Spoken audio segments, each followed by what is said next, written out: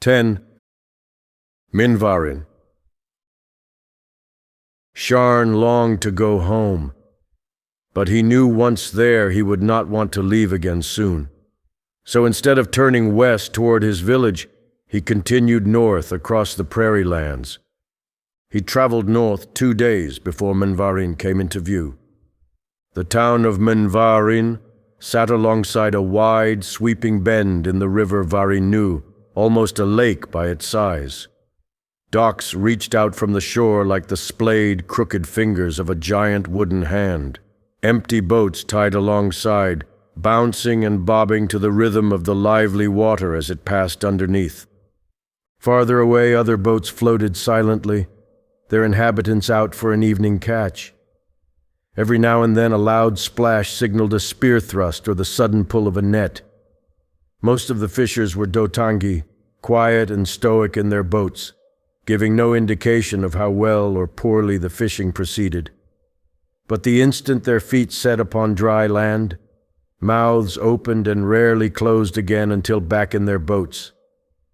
Snuggled among the foothills, Mn'vaarin provided a last breath of civilization before the rugged Nikairo Mountains. In winter, lanterns glowed like firebugs along the valley and into the hills. On boats and along the docks, on front porches and in windows, the lights of Mn'vaarin were a welcome sight in the cold, endless dark of winter. An old song called "The Lights of Mn'vaarin" told of finding peace and comfort at the end of a long, hard road, a song about the town and also about death. Sharn made his way toward the waterfront, toward a large building of blue wood and stone. A sign posted next to the door declared Sasanana's house of rest and revelry and the finest bought food and drink this side of the Nikairo, for the enjoyment of townsfolk, guests, passers-by, and weary travelers. Even in the light of summer, the bright lights inside Sasanana's made dancing shadows on the foggy window glass. A group of townspeople just ahead of Sharn reached the door and pulled it open, releasing a cloud of conversation, music, and laughter. Sharn followed them in and walked straight to the bar. He waited for the bartender to acknowledge him. Some refused to serve native Brinaatii, and he would rather not waste his breath. Most of them did, though, and if Sasanana found out they had not taken a man's money when it was offered, no matter which group of people the man belonged to, the bartender would be out of a job the same night. Most people in Mn'vaarin felt that way. Sharn's friend and adopted brother, Krii, whom everyone called Krii, had settled in Mn'vaarin for that reason, among others. "Milk spice," Sharn said when the bartender greeted him. The barman nodded and filled a clean cup from a pitcher of frothy, bone-colored liquid. He then added a pinch each from 3 different jars of powder and a spoonful of clear brown syrup. He stirred twice and handed it to Sharn, who slid 2 coins across the bar and nodded his thanks. Sharn turned his back to the bar and looked around. Crowds like this one made him uncomfortable, partly a reaction to so many people he did not know, and partly because many Easterners, as well as some native Brinaatii, considered the Kuali Dane their enemies. Sharn did not see Krii anywhere. He normally sat at one of the tables in the corner, between the fireplace and the window, but not tonight. Sharn sipped his milk spice and savored the foreign flavors. There are benefits to their presence here, he thought, no matter what the warmongers say. Mn'vaarin was not a predominantly Mn'vaarin town, though some lived there. Another group of Easterlings, the Dotang, had settled the town ages ago, in the days of Sharn's father's father. It was said their 2 peoples, the Dotang and the Mn'vaarin, had fought at one time, but a marriage between chiefs brought some peace between them. "Sharn!" came a call from the door. Krii walked to the bar and grasped Sharn by the shoulders. "Brother, you are here!" "I am," said Sharn, returning the shoulder hold, "but I was worried you would not be.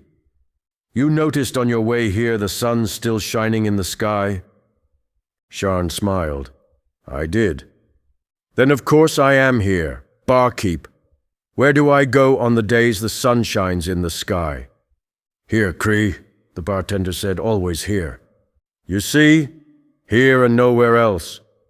Sharn only shook his head. Krii looked with disgust at Sharn's mug of milk spice. And I see you have begun drinking your foul drink without me.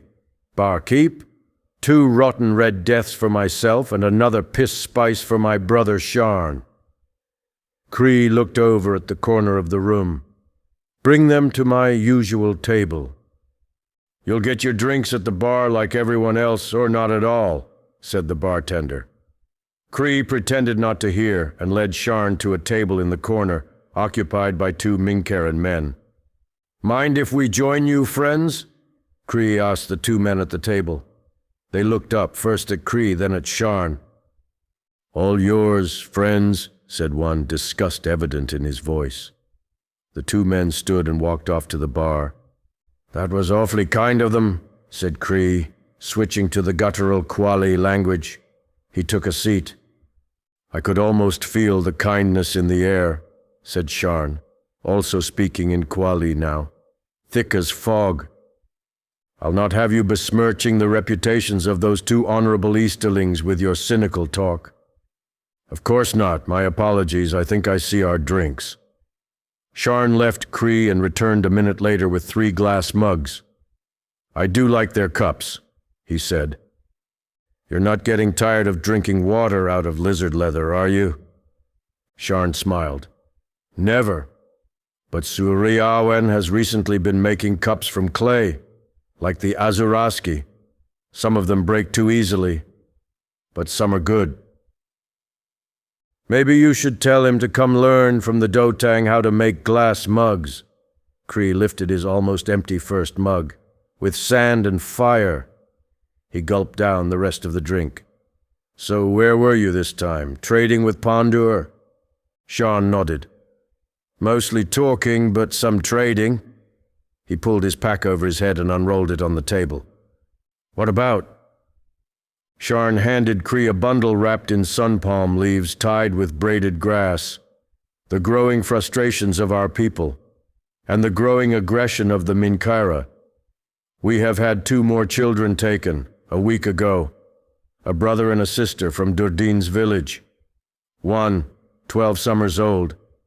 The other, barely 10. Krii sniffed the bundle of smiochka leaf and smiled. This is my favorite gift every year.